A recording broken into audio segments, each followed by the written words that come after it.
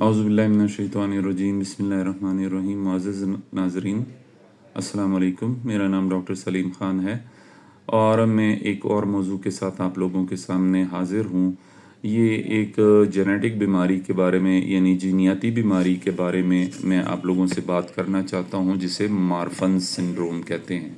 Marfan syndrome एक जीनियाती यानी genetic बीमारी है, जिसमें जो जब इस किसी इंसान को मार्फन सिंड्रोम होता है तो एक तो उनका कद लंबा होता है, जिस्म पतला होता है, दुबला होता है, सीना उनका अंदर की तरफ गया हुआ होता है और उनके उंगलियां लंबी लंबी होती हैं, मकड़ी की टांगों की तरह।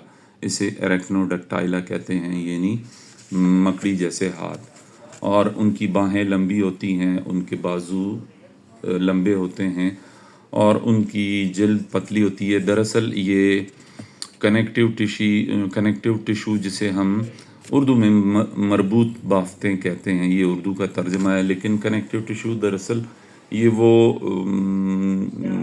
गोश्त या हमारे जिस्म का वो हिस्सा है जो कि मुख्तलिफ़ चीज़ों को आपस में जोड़ता है। तो इस कनेक्टिव टिश्यू की एबनॉर्मेलिटी होती है, ये नरम होता है, इसलिए इनके जोड़ हाइपर एक्सटेंडेबल होते हैं। ये हाथ अगर इस तरह करें तो पूरा पीछे लेकर जा सकते हैं। और आपने देखा होगा कि बाज़ औक़ात लोग अपना बाजू सर के ऊपर से भी गुजार लेते हैं। इन लोगों में पैदाइशी तौर पर इनकी आँख का जो शीशा होता है, लेंस जो होता है, वो अपनी जगह से डिसलोकेटेड होता है, इसलिए इन लोगों को बीनाई की भी तकलीफ़ होती है। और इनमें सबसे ख़तरनाक चीज़ जो होती, अच्छा, इनको कमर की हड्डी टेढ़ी होने का भी आर्ज़ा होता है।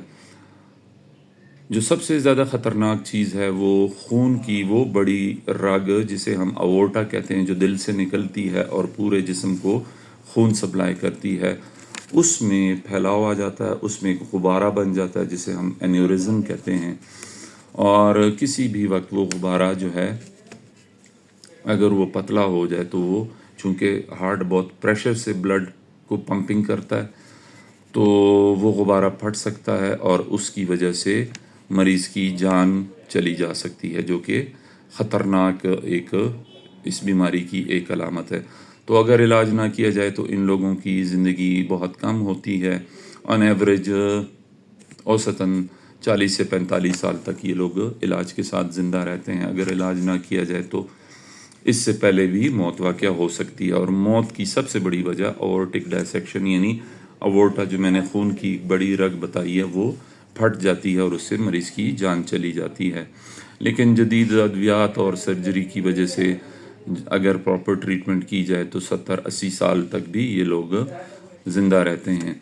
और मार्फन सिंड्रोम अगर आपने समझना है, आपको याद रखना है, तो अमेरिकन प्रेसिडेंट अब्राहम लिंकन जो थे, वो मार्फन सिंड्रोम के क्लासिक पेशेंट थे। आप अगर उनकी तस्वीरें देखें तो एक लंबे दुबले पतले इंसान थे और उनकी पतली पतली उंगलियां थीं, तो वो मार्फन सिंड्रोम के केस थे। अगरचे उनको उनकी मौत मार्फन सिंड्रोम से नहीं हुई, उनको कत्ल किया गया था, लेकिन वो मार्फन सिंड्रोम के एक क्लासिक पेशेंट थे।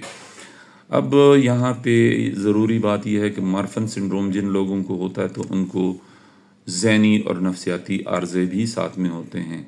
उनको डिप्रेशन की बीमारी होती है, ज़हनी तनाव में रहते हैं।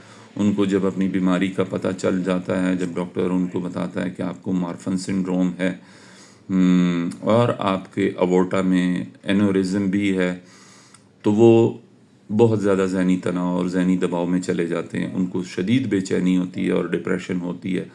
और इस डिप्रेशन और बेचैनी की वजह से उनका ब्लड प्रेशर हाई रहता है। वो वैसे भी ब्लड प्रेशर हाई रहता है चूँकि उनको दिल की बीमारी, दिल का आर्ज़ा होता है, अओर्टा की बीमारी भी होती है। और मुसलसल स्ट्रेस में रहने की वजह से उनके कॉर्टिसोल लेवल जो है वो बहुत हाई होते हैं, वो स्ट्रेस में रहते हैं। तो वो दिल की संगीन पेचीदगियों के खौफ और जिस्मानी तब्दीलियों की वजह से ये जो अवोर्टा में बैलून बन जाता है, यानी एन्यूरिज्म बन जाता है, जो गुब्बारे की तरह वो फैल जाता है।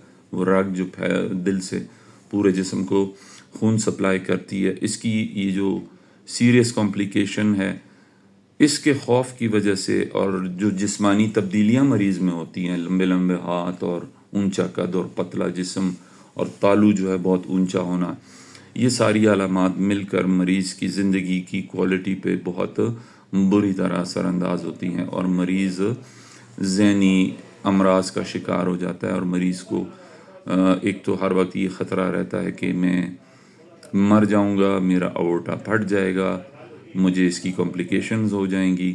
اگر پراپر ٹریٹمنٹ ہو تو پھر تو اس کی زندگی کا بچاؤ ممکن ہے، لیکن اگر اس کی کا صحیح علاج نہ ہو تو یہ مریض ہر وقت ڈپریشن اور انگزائٹی میں رہتے ہیں اور سٹریس میں رہتے ہیں، جس کی وجہ سے ان کی ذہنی صحت متاثر ہوتی ہے، اور ذہنی صحت کے متاثر ہونے کی وجہ سے اور مستقل انگزائٹی اور ڈپریشن ہونے کی وجہ سے ان لوگوں کے اورٹک ڈائسیکشن یعنی اس کے پھٹ جانے کا خطرہ بہت زیادہ ہوتا ہے، اور جس کی وجہ سے ان کی جان چلی جاتی ہے۔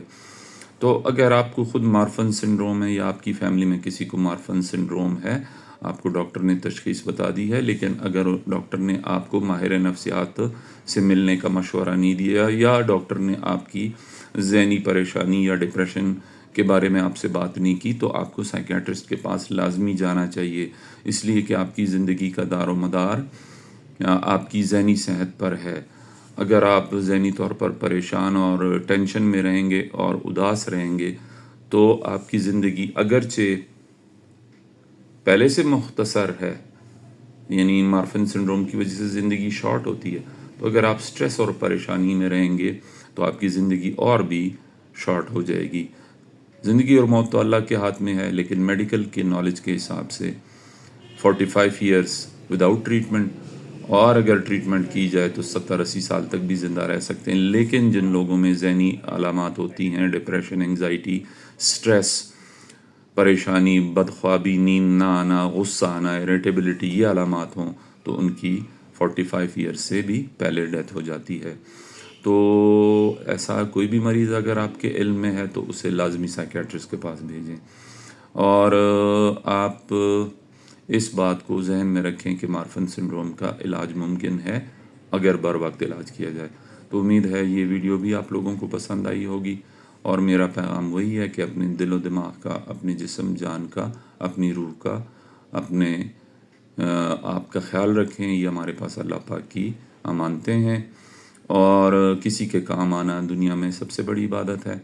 آپ کسی کو صحیح مشورہ دیں تو اس سے آپ کی زندگی میں بھی بہتری آئے گی۔ میری ویڈیوز کا مقصد ہے آپ لوگوں میں شعور اور آگاہی پیدا کرنا، اور نفسیاتی مسائل کے بارے میں آپ لوگوں کو اویئرنیس دینا، آپ لوگوں کو سمجھانا کہ نفسیاتی بیماریاں کیا ہوتی ہیں اور ان کا علاج کیسے ہوتا ہے، اور ان کے علاج میں مریض کن کن چیزوں سے گزرتا ہے۔ تو میں اپنا یہ سفر جاری رکھوں گا انشاءاللہ۔ سوموار کے دن، کل اتوار ہے، چھٹی کا دن ہے، مجھے شاید ٹائم نہ ملے، سوموار کے دن میں پھر کسی اور موضوع کے ساتھ حاضر ہوں گا۔ مجھے اپنی دعاؤں میں یاد رکھیں، اپنا خیال رکھیں۔ آپ کا بہت شکریہ۔ اللہ حافظ۔